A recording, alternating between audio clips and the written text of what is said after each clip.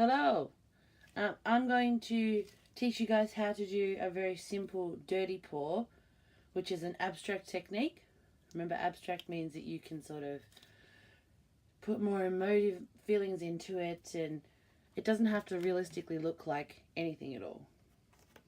So, first things first, make sure that you've got something that can catch your paint. Even paint that pours off we can use for other things, so don't waste it.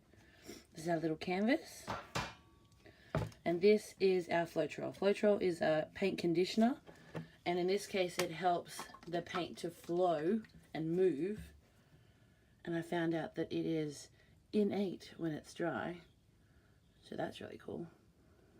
We're going to use 4 colors, the primaries. Remember what they are?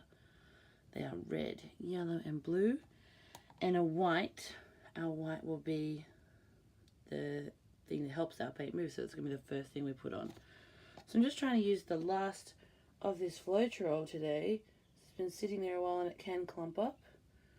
Remember, you need to always shake the Floetrol. And wear gloves. Why do you need to wear gloves? Because you don't know what the chemicals are going to do, and you don't know if you're allergic. So I might time lapse this when I go. We'll have to see how that goes. So I'm using Kaiser Color white, and your sort of mixture is about, let's see if we got 1 part Floetrol. We don't need heaps and heaps of it, so a good like squish would be helpful. And I'm using Kaiser Color blue and Kaiser Color red. For my yellow, I'll be using Craftworks. All of these are acrylic paints. You see the yellow's a bit been sitting there a little while, so it's nice to use it up. Hopefully this is something that will be easy enough for everybody to do. It takes no real imagination to see what comes up, because your imagination is what you use afterwards. I'm sure you don't want to see me mix, so I'll be back in a second. And we're back. So I just want to point out to you, when you use Floetrol, you really need to make sure that it mixes. So see this one, I've mixed a fair bit. But if I don't mix it enough, look what happens. That just means my color isn't mixed enough. So I really need to give it a solid stir and get right down into those bottom edges to make sure that all my paint is as mixed as can be. See, that looks a lot better. It's a very pretty blue.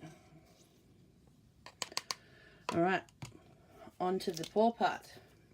So the first thing we're going to do is to put the white down as sort of our base. And it's going to help things move. I do have a palette knife, or one of our variations. Just spread it around, make sure it's covering all your parts. And so you can already tell why we need to use something underneath, so that we're not just wasting away all this paint. So if you're worried about it, get your edges.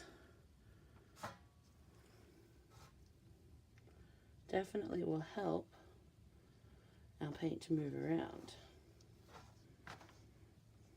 Okay, so now onto the pour part. So you need to get yourself a clean cup. See, lovely clean. And we're going to mix little bits of color or segments of color into this clean cup. So I'm going to start with, let's say, yellow. And we put some of the yellow in the cup. Now, because it's a dirty pour, we're going to put some of the other colors in with it. And it's sort of up to you how you put them in. I'm going to put them in like a little swirl here. And you don't want to mix this cup up with a mixing implement of any kind, because that's what makes the dirty pour. And we have no silicone in this, only Floetrol. So unlike what you may have seen in other channels, we only have Floetrol and paint. We don't even have any water in here, so we're going to see how that goes. You can see it's turning into a pretty cool cub. And we only have a little canvas, so we don't need to use all of this paint today. And last, a little bit more red, I think. Just a tiny bit. Whoop, there we go. So we've got our canvas ready, it's ready to go. We've got our dirty paw, we've got our gloves on to protect our hands. So let's see how we do this. So what I'm going to do is I'm going to turn my canvas upside down, put my cup underneath. Whoop, there we go. So I'm going to give that just a sec, sort of allow all that colour to move to the bottom. You can do other things with this, but just to begin with, just for this paw, we're just going to go like this. Straight up. Wow, isn't that pretty? You get some of that bottom bits out. And then you go into tilting. So you want to tilt the paint around to sort of get to your edges.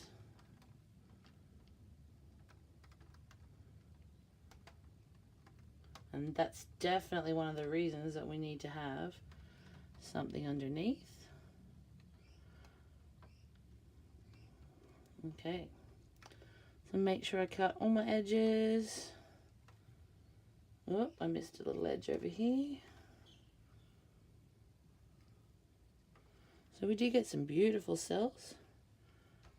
These circles here are called cells. And so we're going to give that, oh, a little corner. We're going to give that a little bit to dry and see what else sort of pops up. So we've given that a bit of time to dry. So I'm going to show you what it actually looks like. Okay, so this is the corner. You can see all of these little cells. Can you see them?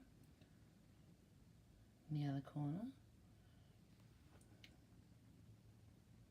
Look, that looks really pretty, like a peacock feather. And the other side, that looks really pretty. Okay, so there you have it. Nice, simple, dirty paw. It's an abstract technique. I think we'll all be able to enjoy it.